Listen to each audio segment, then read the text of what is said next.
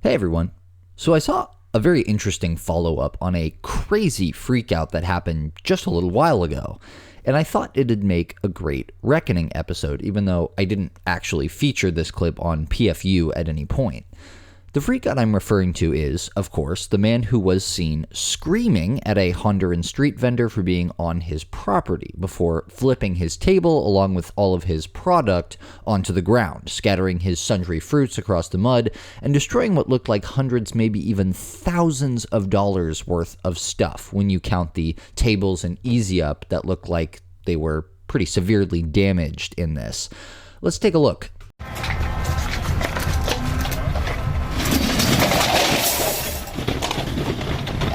Grábalo. ¿Qué pedo con ese man? Sí, grábalo, no te pasa nada.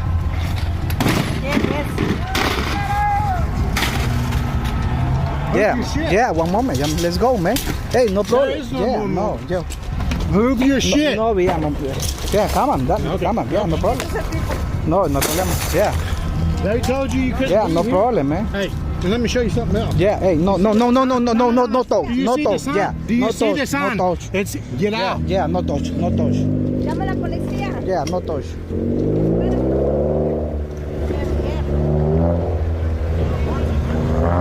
Llama a la policía. Llámala tú.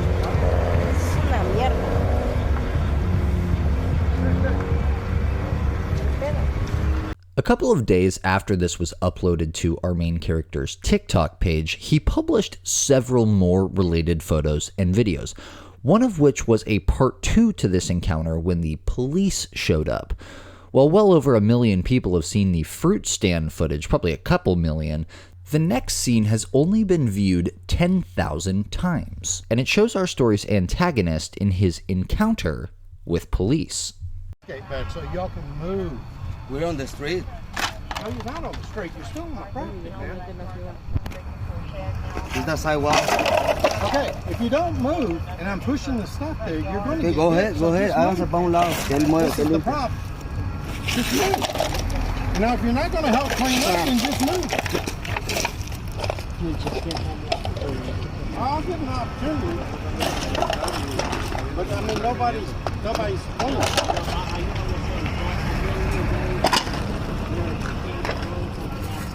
Well, I'm not going to throw it at him. I'm just going to kick it close.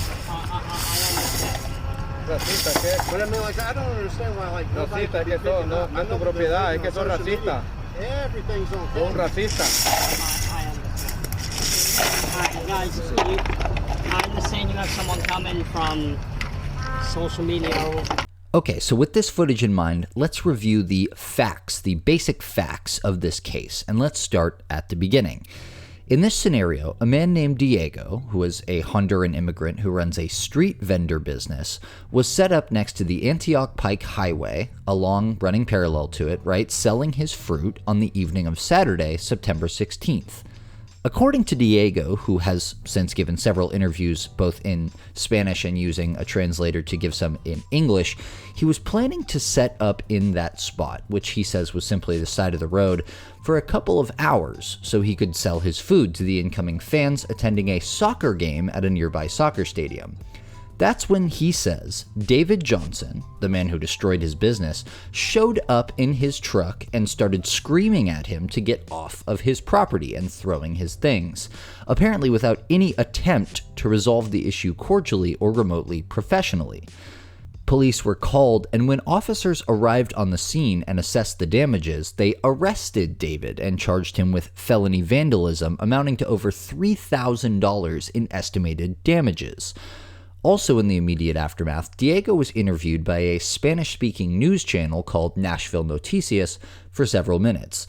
From the footage of the interview, it appears this was that very same evening, with the debris still scattered around their feet as the interview is happening. This could have been even like an hour later or 30 minutes after this happened. David posted his $5,000 bond shortly after and was released for the time being. As I mentioned, Diego was interviewed by several news channels, including this one in English, where, as I also mentioned, he used a translator to answer the questions. frustration from a fruit stand. This video, now sweeping social media, shows the moment a man lost his cool Saturday, throwing produce, a table, and even a shirt. The man behind the stand, Diego Parada. He's saying, I got really scared that day, and I tried to keep the calm, you know. Diego was set up along Antioch Pike selling treats known as Fruta Loca before a game at the Antioch Soccer Complex. David Johnson, now charged with felony vandalism, told police he didn't like the victim having a fruit stand on the sidewalk in front of his property. Oh, I don't want problems. I just wanna start business. I just was trying to sell some fruit. I tried to sell on the sidewalk, you know. I never thought that it was going to be a problem. You see this on? Let's get out. Johnson was taken into custody Saturday night after he caused an estimated $3,000 worth of damage, according to an affidavit. After all of this, Diego tells News 2 he would have been happy to move if asked. The guy got really violent, but he came really aggressive. Pues yo me voy. If he could have asked me to leave nicely, or hey, this is my property, can you leave? I will go. You know, no, you know, I respect people's property. News 2 tried to reach out to a number we believe is tied to the suspect, but didn't get an answer and were unable to leave a voicemail. In Antioch, Nikki McGee, News 2. The aftermath of this going viral has been playing out for the past couple of weeks now, and two things have happened. First, a GoFundMe was created, alongside an outpouring of public support for the sizable Hispanic community in the area and Tennessee's elected officials. Councilwoman Sandra Sepulveda from Nashville Metro Council's District 30 quoted the story on Twitter saying, "I hope they sell tacos to raise money outside of his property and bring a mariachi band. We have to protect our vendors. This man does not represent Southeast Nashville." This was, from my understanding, a reference to the way similar incidents of people attacking street vendor stands and tables were handled on the West Coast, in my neck of the woods. The GoFundMe, meanwhile, has now raised over $10,000 and was still getting donations every couple of hours last time I checked. If David is ordered to reimburse Diego for the full $3,000 in assessed damages, this incident will have netted Diego well over $13,000, all said and done. Plus, his newfound local fame from the incident's media attention in the aftermath. Pretty solid.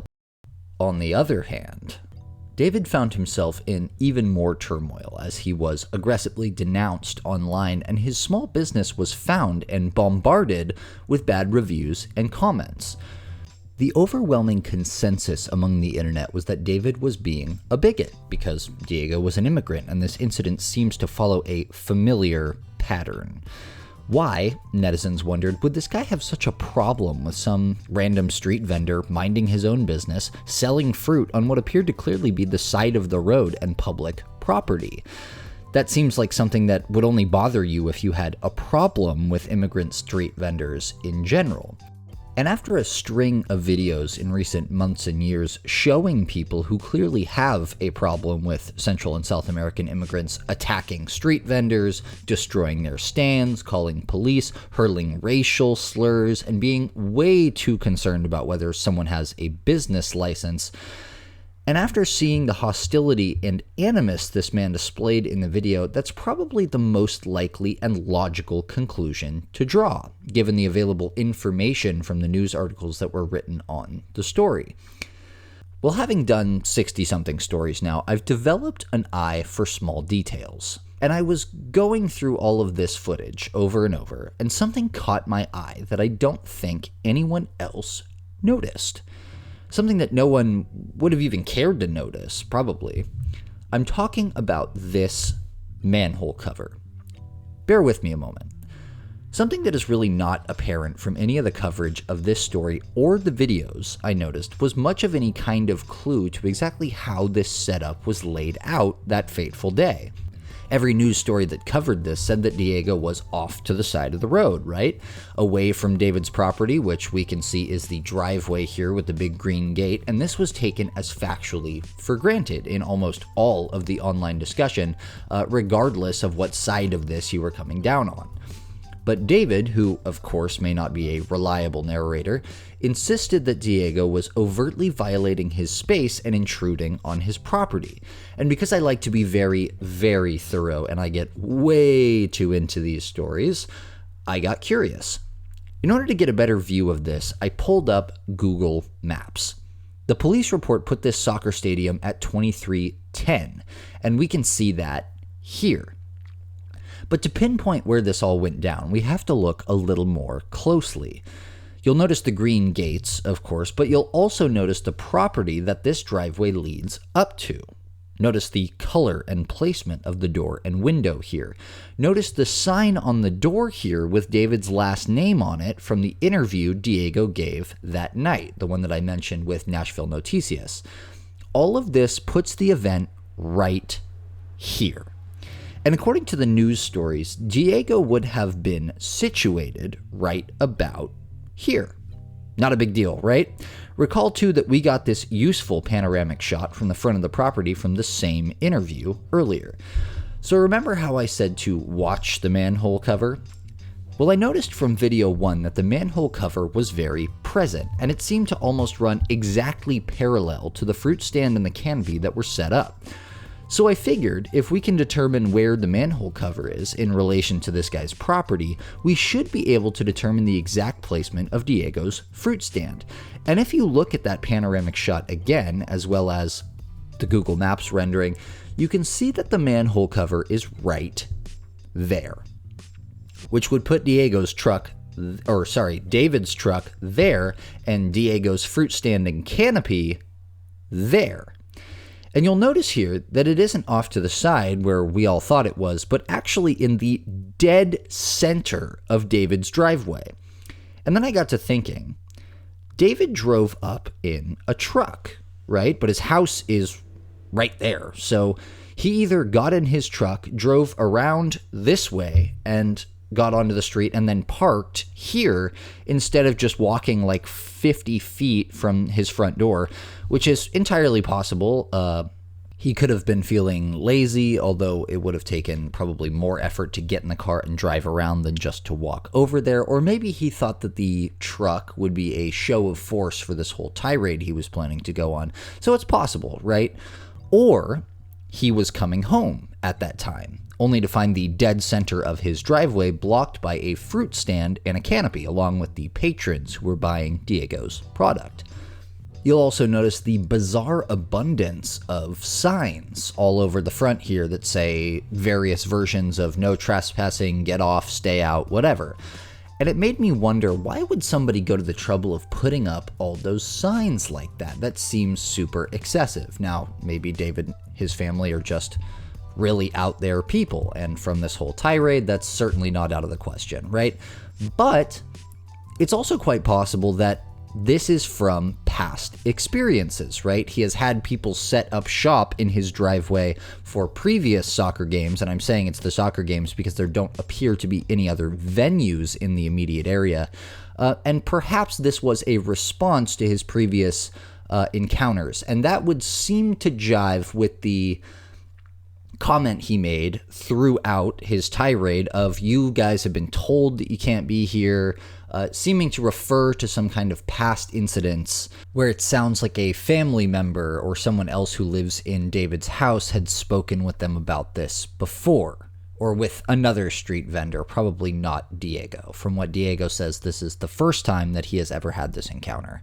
They told you couldn't. Yeah, no problem, man. Hey, let me show you something else. Yeah, hey, no touch. Do you No see the touch. sign? Yeah, Do you no see the touch. sign? No touch. Now, I definitely don't, mind you, and I wish that I didn't even have to say this, but there are people who are such absolutists and they hate nuance, so I have to say this.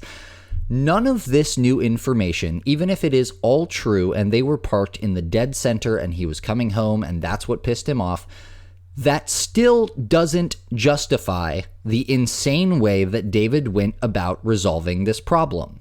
This was a very childish, very aggressive, very unnecessary way to resolve this conflict, any way that it's sliced, and he still probably deserves to be charged for what he did. But I am saying that the facts of the case are perhaps a bit different, more nuanced, than we at first believed. and that it's certainly more directly intrusive to someone's sense of personal space to set up an entire business in the dead center of their driveway than it would be to set it up off to the side of it, where we initially thought that this was. To Diego's credit, by the way, he says in multiple interviews that had he been asked, he would have happily moved to another location, and that he had no intention of playing hardball and wanted to respect and does respect everyone's property rights. I think perhaps this was an honest mistake. He perhaps just didn't notice that he was setting up right in the middle of this driveway because it was dark outside, and it's to be fair, pretty wide driveway. And had David not been a maniac, he should have called the police to resolve this issue, or gone over and cordially asked Diego to move his stand out of the middle of his driveway, which I'm sure Diego probably would have said, "Oh yeah, sorry man, all right, I'll take care of that, don't worry," and moved 10 feet in the other direction. Instead, he destroyed thousands of dollars worth of property, landed himself in a ton of trouble, and got labeled a racist by the entire internet. So, which actually, by the way, may still be true. None of this necessarily disproves that he was motivated by racial animus. It just offers another motive in addition. But what do you guys think? More importantly, does this new information change your opinion at all of this incident and the characters involved, or the motivations of the people involved? I'm very interested to hear all of your thoughts and opinions on all of this in the comments below. As always, thank you for watching, and I'll see you soon.